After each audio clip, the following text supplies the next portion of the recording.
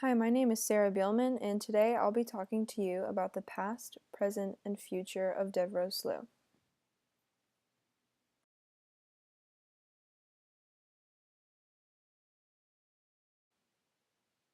I'll begin with a brief overview for what will be discussed today. I'm going to start with where and what Devereux Slough is, then touch on the importance of this type of wetland. I'll begin discussing the past management, moving to present restoration, and concluding with future implications of Devereux Slough.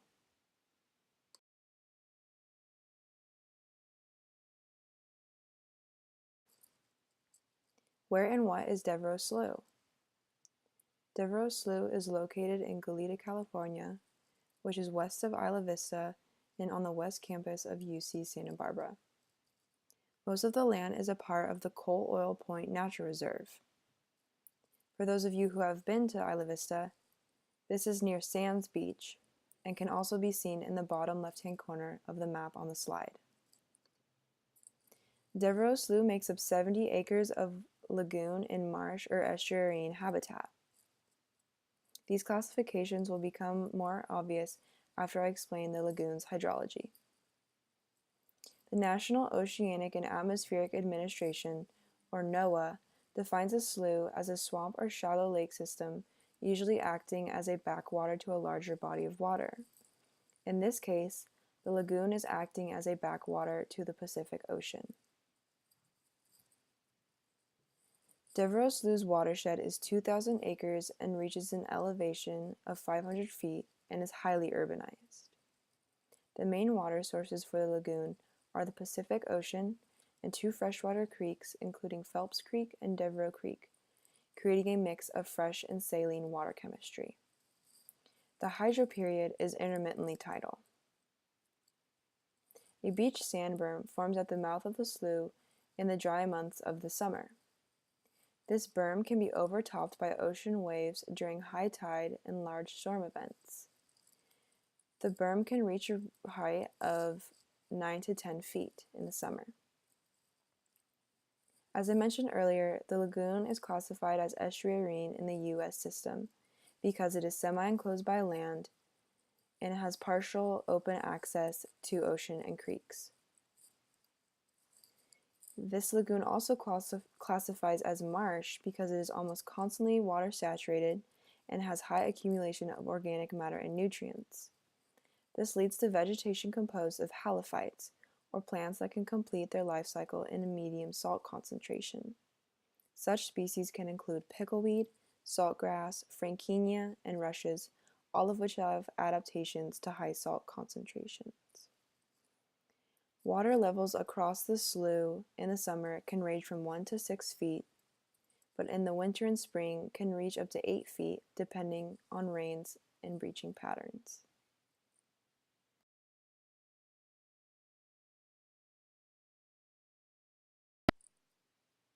This is a link to a video of Devereux Slough breaching in December of 2009. I highly recommend you watch at least the first 30 seconds of this video to get a visual idea of the type of movement involved when the berm is breached and a tidal connection is formed between the lagoon and the Pacific Ocean.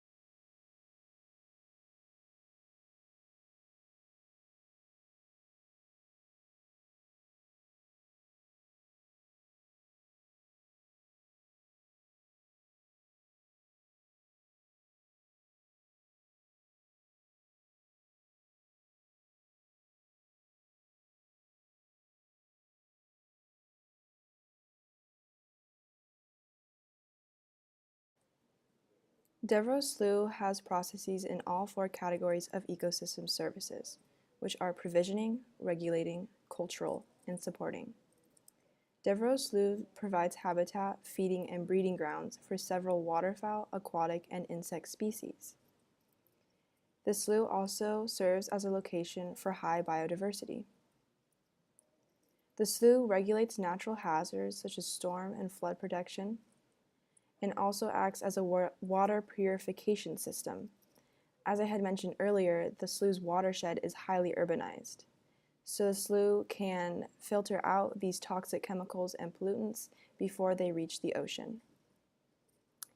The slough has high cultural value for recreation, aesthetics, and education.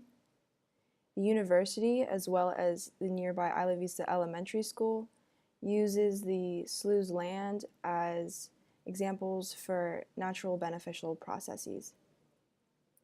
The last category, supporting. The slough provides soil formation by retaining sediment through the roots of the vegetation that grows there, and also cycles nutrients with this vegetation as the plants take in carbon through photosynthesis and release this in decomposition.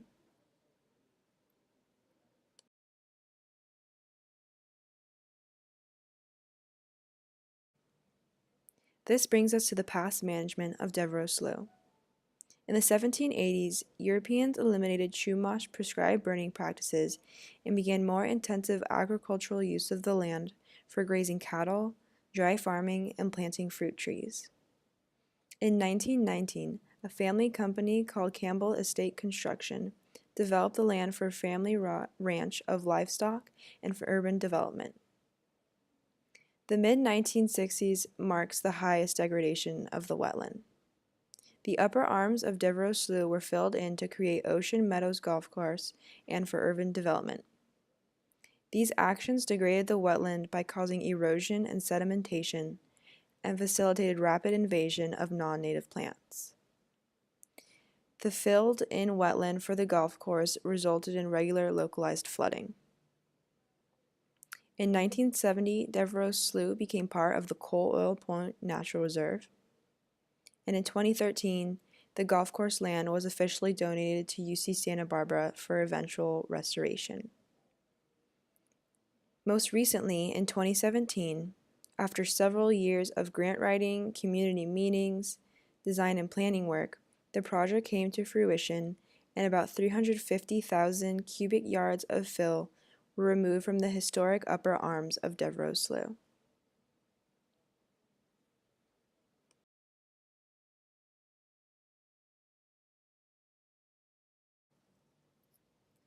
Now we can begin discussing the present restoration of Devereux Slough. A huge key player is the Cheadle Center for Biodiversity and Ecological Research, or CBER, who's partnered with UC Santa Barbara.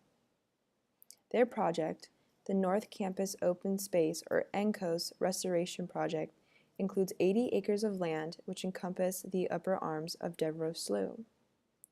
The project aims to bring back the historic hydrologic function by first creating and supporting increasingly rare coastal habitats and wildlife. Some plant communities which will be established on site are freshwater marsh, vernal pools, salt marsh, riparian woodlands, and native perennial grasslands. The project will also support endangered species and migratory birds. One of the most important factors of this project is aiming to expand the ability of the wetland to absorb stormwater, to reduce neighborhood flooding and mitigate for sea level rise through the increased tidal connection.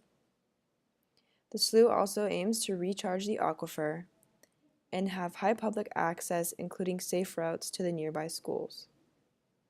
As of now, employees and volunteers working on the project have planted over 250,000 plants on site out of the 400,000 plants they are funded for.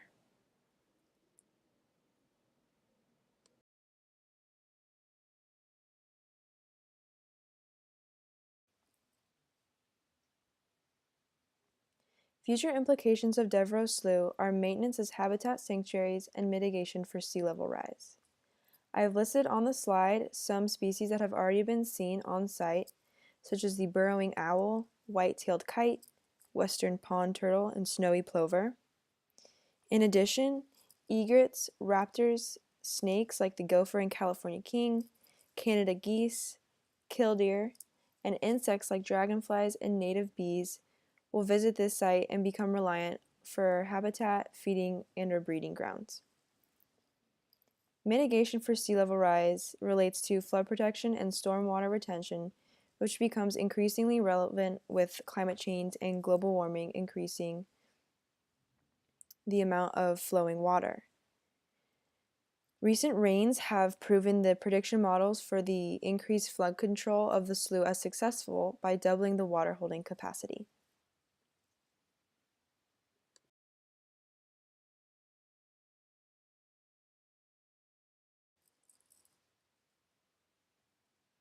On that positive note, I hope you have enjoyed this presentation on the past, present, and future of Devereux Slough and have an improved understanding about why and how restoring historic wetlands is important not only because of the several ecosystem services that are crucial to entire communities, but also because of the support that it provides for all other life forms on Earth.